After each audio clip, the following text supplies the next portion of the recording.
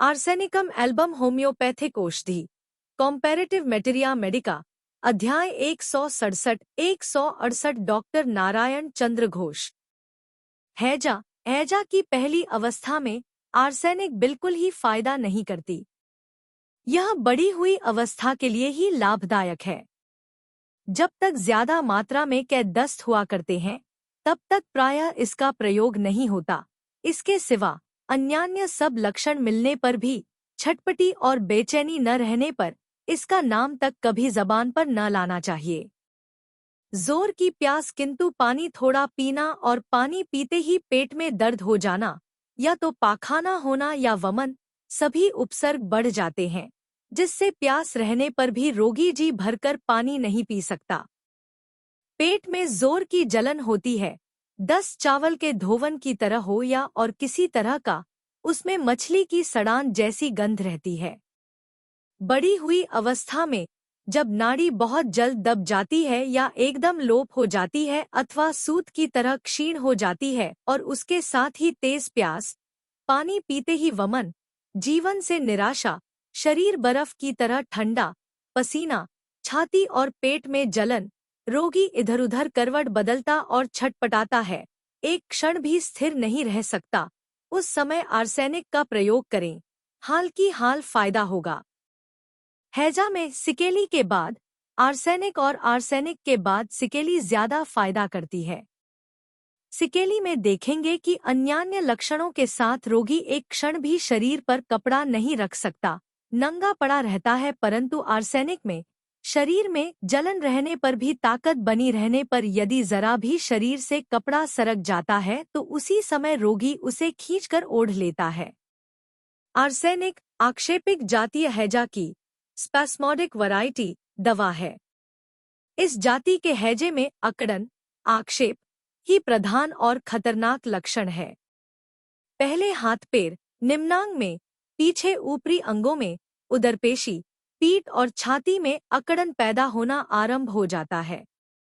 वक्षोदर मध्यस्थ पेशी, डायफ्राम और हृदपिंड की पेशी पर इस अकड़न का दौरा, क्रैम्प होकर क्रमशः सांस रुक जाती है और बेहोशी आ जाती है। इसमें ऐंठन, क्रैम्प के उपसर्गों का हिस्सा ही ज्यादा रहता है। कैम्फर अध्याय देखिए। सल्फर में प्यास और छटपटी खूब ज्यादा रहती है और रोगी केवल ठंडक चाहता है, नाड़ी में भी खूब तेजी रहती है। आर्सेनिक में रोगी इतनी ठंडक नहीं चाहता और नाड़ी भी या तो क्षीण रहती है या मिलती ही नहीं। इसके लक्षण दोपहर के बाद अधिक बढ़ते हैं। मलेरिया, ज्वर आदि के बाद हैजा होने पर आर्सेनिक ज्यादा फायदा करती है। लक्षण मिलने पर बच्चों के हैजा में भी इसका प्रयोग करना चाहिए। आर्सेनिक का रोगी अकेला नहीं रहना चाहता और अब न जीऊंगा कहता और इसी से डरता रहता है। हैजे की अंतिम अवस्था के श्वास कष्ट में आर्सेनिक लाभदायक है। आर्सेनिक के रोगी को सांस छोड़ने में तकलीफ नहीं होती, परंतु खींचने में बहुत तकलीफ होती है। हाइड्रोसियानिक एसिड इसके ठीक विपरीत है, उसमें सांस छोड़ने में तकलीफ होती है पर खींच मजे में सकता है। हैजा की आखिरी हालत में यह लेकेसिस और कोबरा के समान है। मूत्र विकार, यूरिमिया की अवस्था में वमन, प्रलाप, बकना, बेचैनी, श्वासकष्ट इत्यादि लक्षणों में भी आर्सेनिक विशेष लाभदायक है। किसी स्थान पर कुछ सड़कर वहां की हवा दूषित हो जाए और उससे कोई बीमारी हो जाए तथा ज्वर के साथ हैजा के लक्षण रहें तो आर्सेनिक विशेष लाभदायक है। वेरिटम, सिकेली इत्यादि अध्याय देखिए। आर्सेनिक के लक्षणों के साथ एकोनाइट का भ्रम हो जाने की संभावना अधिक है, इसलिए बहुत सावधानी से दोनों का प्रमेद निरूपण करना चाहिए। कैडमियम सल्फ नामक दवा में आर्सेनिक के बहुत से लक्षण पाए जाते हैं, उसका अध्याय देखिए।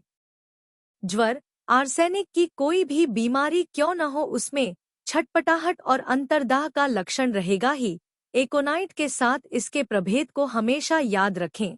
आर्सेनिक का व्यवहार सविराम, वात श्लेष्मा, स्वल्प विराम, अविराम इन सब तरह के ज्वरों में होता है। आर्सेनिक की नाड़ी पूर्ण और उछलती हुई, फुल एंड बाउंडिंग रहती है। अविराम ज्वर, कंटिन्यूड फीवर में लक्षण मिलने पर आर्सेनिक एकोनाइट के समान ही लाभदायक है।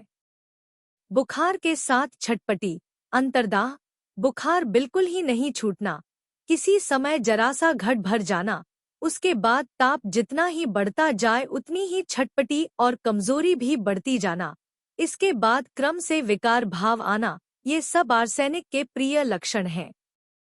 रक्त दूषित होकर सेप्टिक ज्वर होने से आर्सेनिक लाभदायक है।